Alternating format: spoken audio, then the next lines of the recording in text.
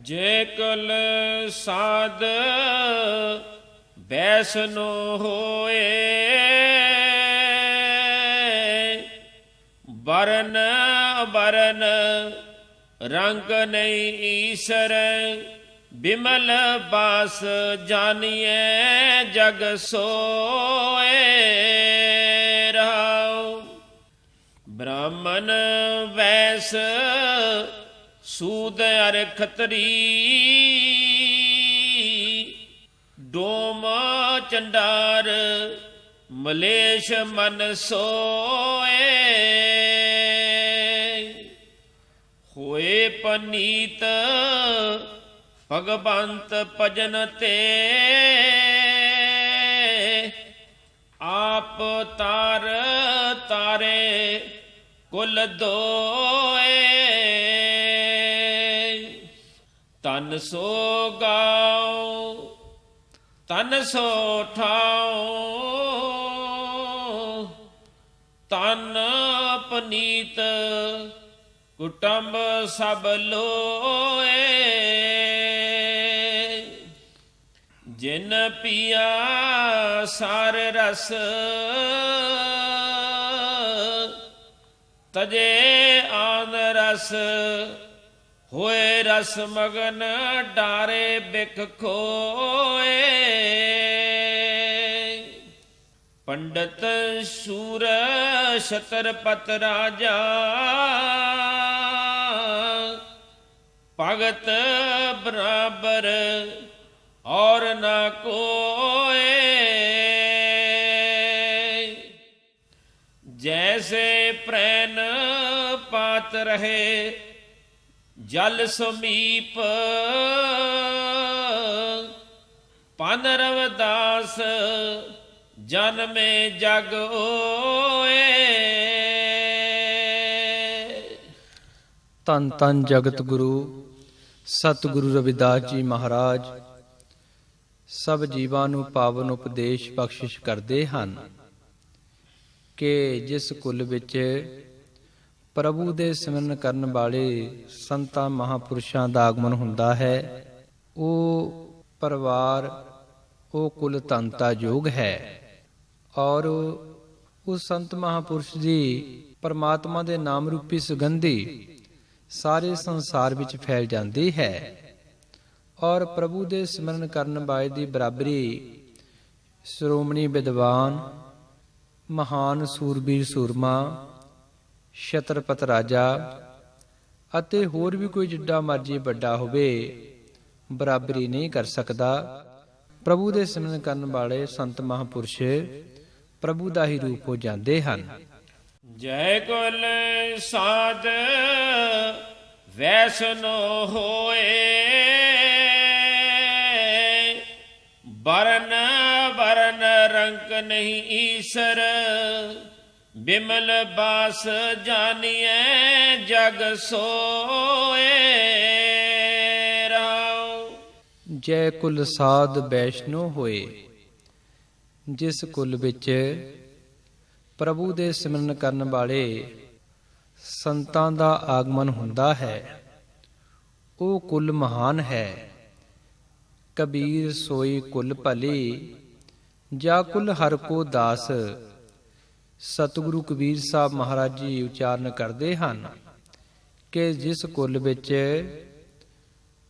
ਹਰ ਦੇ ਸਿਮਰਨ ਕਰਨ ਵਾਲੇ ਸੰਤਾਂ ਮਹਾਂਪੁਰਸ਼ਾਂ ਦਾ ਆਗਮਨ ਹੁੰਦਾ ਹੈ, ਉਹ ਕੁਲ ਮਹਾਨ ਹੈ। ਵਰਨ ਅਵਰਨ ਰੰਕ ਨੇ ਈਸਰ, ਬਿਮਲ ਬਾਹ ਜਾਨੀਏ ਜਗ ਸੋਏ।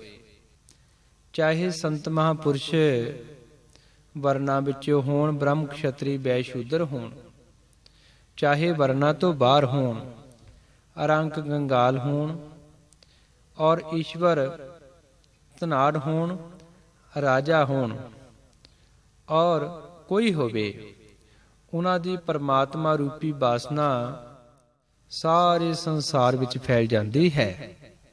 ਬ੍ਰਾਹਮਣ ਬੈਸ ਸੂਦ ਅਰ ਖਤਰੀ,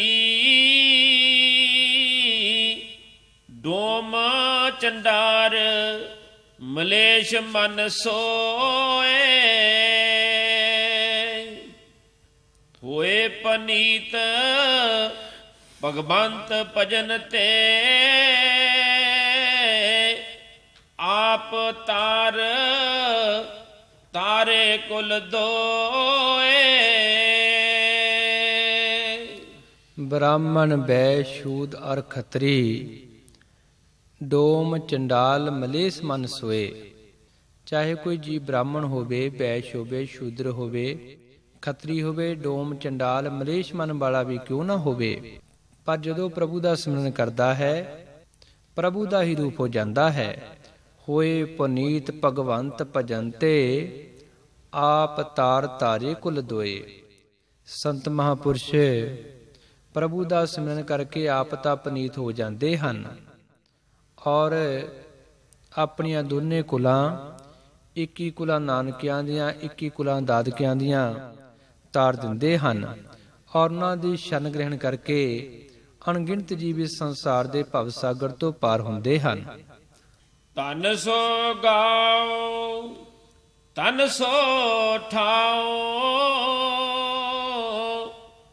ਤਨ ਪਨੀਤ ਕੁਟੰਬ ਸਭ ਲੋਏ। ਜਿਨ ਪੀਆ ਸਾਰ ਰਸ ਤਜੇ ਆਨ ਰਸ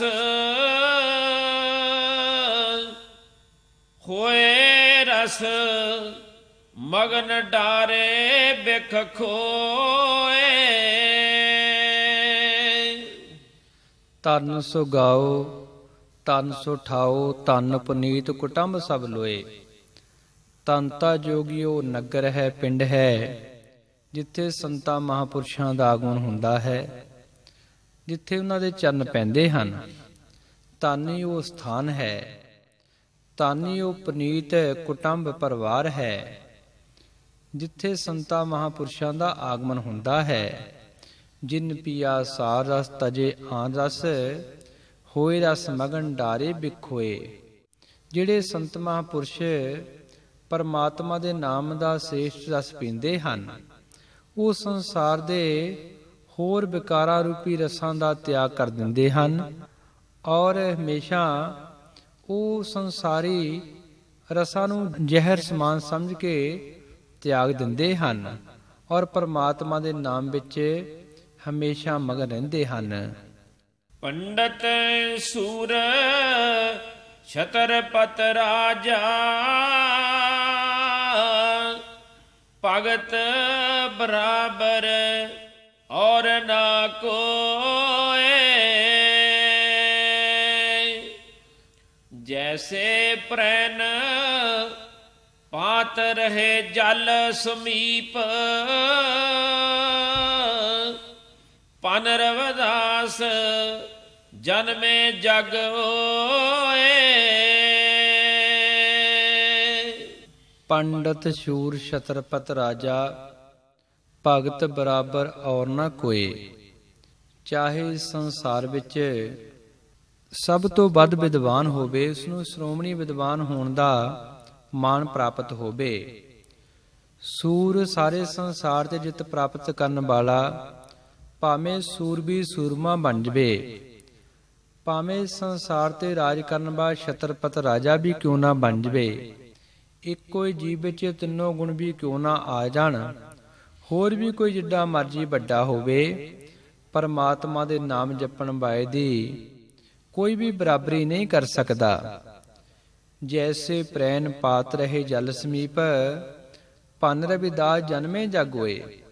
ਸਤਿਗੁਰ ਰਵਿਦਾਸ ਮਹਾਰਾਜ ਜੀ ਉਚਾਰਨ ਕਰਦੇ ਹਨ ਕਿ ਜਿਵੇਂ ਪ੍ਰੈਨ ਦਾ ਪੱਤਾ, ਪ੍ਰੈਨ ਦੀ ਬੂਟੀ ਜੋ ਹੈ ਜਲ ਵਿੱਚ ਰਹਿੰਦੀ ਹੋਈ ਜਲ ਤੋਂ ਨਿਰਲੇਪ ਰਹਿੰਦੀ ਹੈ, ਇਸੇ ਪ੍ਰਕਾਰ ਸੰਤ ਮਹਾਂਪੁਰਸ਼ ਸੰਸਾਰ 'ਚ ਰਹਿੰਦੇ ਹੋਏ ਵੀ ਸੰਸਾਰ ਤੋਂ ਨਿਰਲੇਪ ਰਹਿੰਦੇ ਹਨ। ਸੰਸਾਰੀ ਜੀਵਾਂ ਨੂੰ ਪ੍ਰਭੂ ਦਾ ਨਾਮ ਜਪਾ ਕੇ ਇਸ ਸੰਸਾਰ ਦੇ ਭਵ ਸਾਗਰ 'ਚੋਂ ਪਾਰ ਕਰਦੇ ਹਨ। ਤੋ ਗੁਰੂ ਪਿਆਰੀ ਸਾਧ ਸੰਗਤ ਜੀ, ਸਭ ਜੀਵਾਂ ਨੂੰ ਸੰਤਾਂ ਦੀ ਸੰਗਤ ਕਰਕੇ, ਉਹਨਾਂ ਪਾਸੋਂ ਨਾਮਦਾਨ ਦੀ ਪ੍ਰਾਪਤੀ ਕਰਕੇ ਆਪਣੇ ਅੰਦਰ ਪਰਦਾ ਖੋਲ ਕੇ ਮੂਲਕ ਜਨਮ ਸਫਲ ਕਰਨਾ ਚਾਹੀਦਾ ਹੈ। ਜੈ ਗੁਰਦੇਵ।